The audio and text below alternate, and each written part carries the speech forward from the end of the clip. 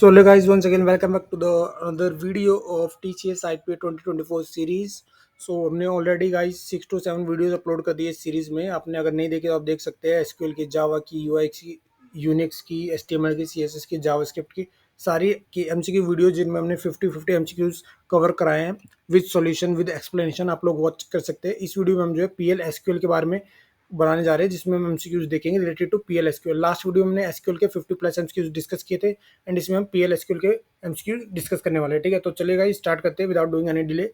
सो पहला क्वेश्चन हमारे सामने आया था। पीएल एसक्यूएल जो है एक फीचर प्रोवाइड करता है एक्सेप्शन को हैंडल करने का। ठीक है, जितने भी एक्सेप्शन पीएल एसक्यूएल ब्लॉक के अंदर होते हैं उनको एक्सेप्शन हैंडलिंग कहा जाता है। तो बिल्कुल ठीक है गाइस, जिसको जो भी एक्सेप्शन आते हैं पीएल सीक्वल में, ठीक है, उनको हैंडल करने के लिए जो हमारा एक्सेप्शन होता है उसको एक्सेप्शन हैंडलिंग कहते हैं। ठीक है, तो ट्रू आंसर है इसका। आप लोग चेक भी कर सकते हैं, यहाँ पे ट्रू आंसर है। ठीक है, जो भी एक्सेप्शन हैंडलिंग है उसमें क्या क्या, जो भी एक्सेप्शन का मैसेज उसमें आता है, कौन से टाइप का एक्सेप्शन है, क्या एरर कोड है और मैसेज आता है। ठीक है, 3 चीज़ें आती है, आप लोग ये भी ध्यान रख सकते हैं।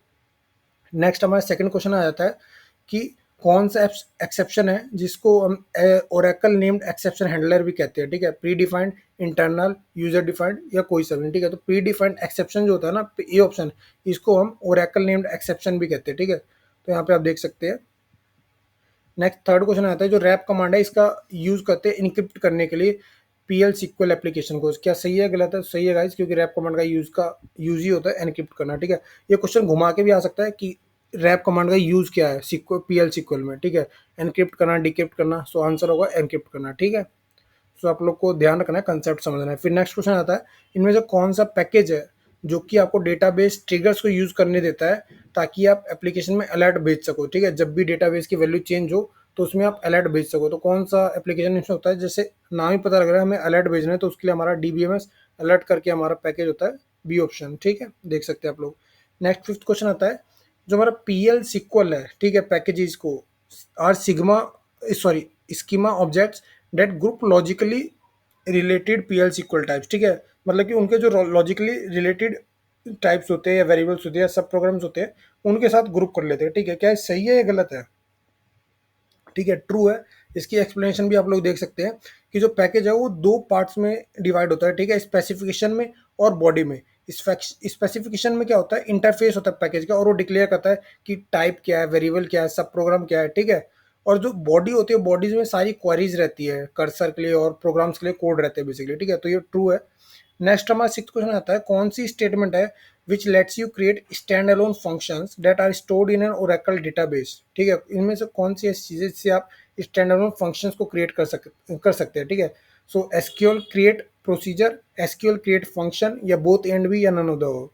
सो एसक्यूएल क्रिएट फंक्शन जो है वो आपको अलाउ करता है स्टैंड अलोन फंक्शन क्रिएट करने के लिए। ठीक है, एसक्यूएल क्रिएट फंक्शन, सो बी ऑप्शन इसमें करेक्ट होना चाहिए। ठीक है, हाँ आप देख सकते हैं, this create function helps in creating a function. जो नाम ही इसका बताया, नाम ही है क्रिएट फंक्शन, तो ये फंक्शन क्रिएट करने में हेल्प करता है। सिंपल। जो क्रिएट प्रोसीजर वो प्रोसीजर क्रिएट करने में हेल्प करेगा। द नेक्स्ट क्वेश्चन आता है, कौन सा पैरामीटर है जो कि कांस्टेंट की तरह एक्ट करता है? इन, आउट, या दोनों ही, या कोई भी नहीं? कौन सा पैरामीटर है इन सब में से जो कांस्टेंट की तरह एक्ट करेगा इनसाइड अ सब प्रोग्राम? सो इन करके जो पैरामीटर होता है वो कांस्टेंट की तरह ही एक्ट करता है, तो ऑप्शन ए इसमें करेक्ट हो जाएगा। ठीक है, इन पैरामीटर का यूज ही किया जाता है वैल्यूज को सेंड करने के लिए प्रोसीजर्स में। अब नेक्स्ट हमारा क्वेश्चन आता है, इनमें से 4 हमें दे रखा है, रिप्लेस, कीवर्ड, ट्रिगर और कर्सर। इनमें से कौन सी कमांड है जो कि कोड को डिफाइन करती है, जो एग्जीक्यूटेड होता है, ठीक है, और फायर्ड व्हेन सर्टेन, जो एग्जीक्यूट होता है या फायर होता है जब कुछ एक्शन होता है। ठीक है, अब ये ध्यान में रखिए, जब भी कोई एक्शन होगा तभी वो कमांड जो है फायर होगी। ठीक है, तो ये काम करता है ट्रिगर। ठीक है गाइस, ट्रिगर का ये काम होता है कि जब भी कोई एक्शन परफॉर्म हो तो ये एग्जीक्यूट कर देगा जो भी उसका कोड होगा। ठीक है, जो भी स्टोर्ड प्रोग्राम्स होंगे ना वो ऑटोमेटिकली एग्जीक्यूट कर देते हैं, या कोई भी इवेंट होता है तो इसी को हम ट्रिगर कहते हैं। जैसे नाम ही बताया, ट्रिगर ट्रिगर हो जाएगा। ठीक है, नेक्स्ट हमारा नाइन्थ क्वेश्चन है, कौन सा ऑपरेटर है जो कि ट्रू रिटर्न करेगा अगर सब क्वेरी रिटर्न करेगी एटलीस्ट 1 रो? ठीक है, सो एटलीस्ट एक भी रो होगी ना, तो इनमें से कौन सा ऑपरेटर है जिसका आउटपुट आएगा ट्रू? तो एग्जिस्ट, जैसे नाम ही बता रहा है कि चेक करने के लिए कि एग्जिस्ट कर रहा है या नहीं कर रहा है, तो अगर एक भी रो एग्जिस्ट कर रही होगी तो इसका आउटपुट आ जाएगा ट्रू। ये ऑप्शन करेक्ट है। ठीक है, डिटेल भी आप पढ़ सकते हैं यहाँ पे। नेक्स्ट हमारा 10th क्वेश्चन है, how many attributes does every explicit cursor and cursor variable have? कितने कर्सर वेरिएबल के या कर्सर के कितने जो है एट्रीब्यूट्स होते हैं? सो अराउंड 4 एट्रीब्यूट्स होते हैं इसमें गाइस। ठीक है, रो काउंट करके, नॉट फाउंड करके अराउंड 4 एट्रीब्यूट्स होते हैं। तो चलिए देख लेते हैं इसको एक बारी। सो देख सकते हैं आप 4 एट्रीब्यूट्स होते हैं, found, is open, not found and row count, जैसे बोला। ठीक है, जब भी ये एट्रीब्यूट्स को अपेंड किया जाता है विद द कर्सर और कर्सर वेरिएबल, ये जो है यूजफुल इन्फॉर्मेशन को रिटर्न करते हैं। नेक्स्ट क्वेश्चन पे आता है 11th क्वेश्चन, जो कि बोला है DBMS SQL package should be used in which of the following conditions. ठीक है, कंडीशंस देख लेते हैं आप लोग, इनमें से कौन सी कंडीशंस में जो है डीबीएमएस SQL पैकेज का यूज होना चाहिए। पहला, 15, there is an unknown number of input or output variables such as the number of rows values written by a query that are used in a dynamic SQL statement, or the dynamic code is too large to fit inside a 32K bytes and varchar to variable। ठीक है, third option है both A and B are correct, और fourth है none of the. So दोनों इसमें ए और B correct है कि डायनेमिक कोड अगर बहुत ज्यादा लार्ज हो कि फिट ही ना हो पा रहा हो जब हम इस पर डीबीएम SQL पैकेज का यूज करेंगे। ठीक है, और पहले केस में जब हमारा अननोन इनपुट या आउटपुट वेरिएबल जब हम यूज करेंगे। ठीक है, तो ए और बी दोनों ऑप्शन करेक्ट है इसमें। ठीक है, कि जो डीबीएम SQL पैकेज होता है वो इंटरफेस प्रोवाइड करता है ताकि हम डायनेमिकली एसक्यूएल को या SQL को यूज कर पाए। ठीक है, तो पहले में भी हमारा इनपुट आउटपुट अननोन था, सेकंड में भी हमारा जो था डायनेमिक कोड बहुत बड़ा था, तो इसलिए हम डीबीएम SQL पैकेज यूज करेंगे। देन 12th क्वेश्चन भी हमारा देख सकते हैं आप, ट्रू फॉल्स काफी आ रही है इसमें। सो 12th क्वेश्चन है फंक्शन। आप एक बात ध्यान रखिएगा, ट्रू फॉल्स जरूरी नहीं है पेपर में ट्रू फॉल्स कर किया है।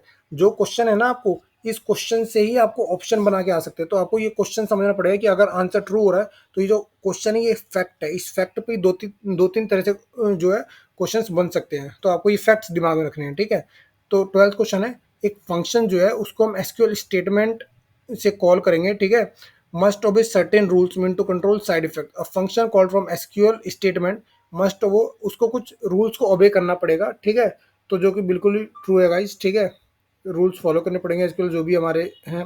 नेक्स्ट क्वेश्चन आता है, कलेक्शन जो है एक ऑर्डर्ड ग्रुप ऑफ एलिमेंट्स रहता है जिनमें सबका टाइप सेम रहता है। ठीक है, बिल्कुल सही है, कलेक्शन में सबका टाइप सेम रहता है। Internal components that can be manipulated individually such as the elements of array record of table is known as the collection. So true है ये। मैंने बोला गया एरे जो दूसरी लैंग्वेज में होते हैं वो वी एरेज बन जाते हैं जो PL SQL है। ठीक है, तो ये भी सही है गाइस कि जहाँ पे हम दूसरे प्रोग्रामिंग लैंग्वेज में हम एरेज कहते हैं, यहाँ पे PL SQL में हम उनको वी एरेज कहते हैं। ठीक है, तो आप वी एरेज से ये मत समझिएगा कि वेरिएबल एरेज। ठीक है, वी एरेज का मतलब एरेज ही है, बट सिक्वल में PL SQL में उनको नाम दिया गया है वी एरे। ठीक है, देख सकते हैं आप वी एरे जो एक fix sequential collection of elements को या होमोजेनियस डेटा को स्टोर करने के लिए यूज होता है। नेक्स्ट है, how many nested if clauses can be included with in an if clause. एक इफ क्लॉज के अंदर आप कितने इफ क्लॉज को क्रिएट कर सकते हैं। तो सिंपल है गाइस, एक इफ के अंदर आप कितने भी इफ क्रिएट कर सकते हैं, कोई उसकी लिमिट नहीं होती। सो एनी नंबर, इसका डी ऑप्शन करेक्ट होगा। ठीक है, कितने भी आप क्रिएट करिए, 10 कीजिए, 50 कीजिए, 100 कीजिए, according to your requirement of the programming और कोड और प्रॉब्लम। देन 16 क्वेश्चन आ जाता है, PL SQL में एक वार्निंग या एरर कंडीशन आता है, इसको एक्सेप्शन कहते हैं, जो कि फर्स्ट क्वेश्चन में हमने आई गेस डिस्कस किया था। तो हाँ, कोई वार्निंग या एरर आता है उसको एक्सेप्शन नहीं कहते, तो ट्रू है।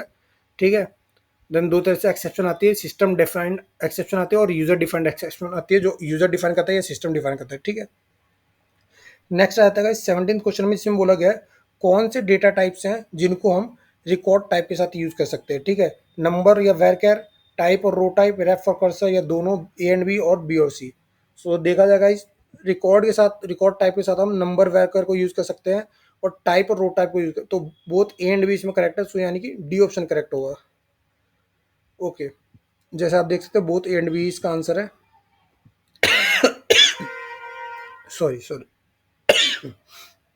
देन नेक्स्ट क्वेश्चन पे चलते हैं गाइस, 18th क्वेश्चन है। एक्चुअली काफ़ी टाइम से गाइस मैं रिकॉर्डिंग कर रहा हूँ, तो इसलिए इट्स ओके गाइस। आप लोग बस चैनल को लाइक कीजिए, वीडियो को लाइक कीजिए एंड चैनल को सब्सक्राइब कीजिए, और कुछ वीडियो को आप कमेंट में प्लीज़ बताइए गाइस। ठीक है, ताकि मैं और ज़्यादा इंप्रूव कर पाऊँ। देन 18th क्वेश्चन देखते हैं, साइन टाइप जो है जो आपको रिस्ट्रिक्ट कर देता है इंटीजर वेरिएबल को टू द वैल्यूज -1, 0 और 1। ठीक है, जिसको हम ट्राई स्टेट लॉजिक कहते हैं, आइदर -0, 0 और 1।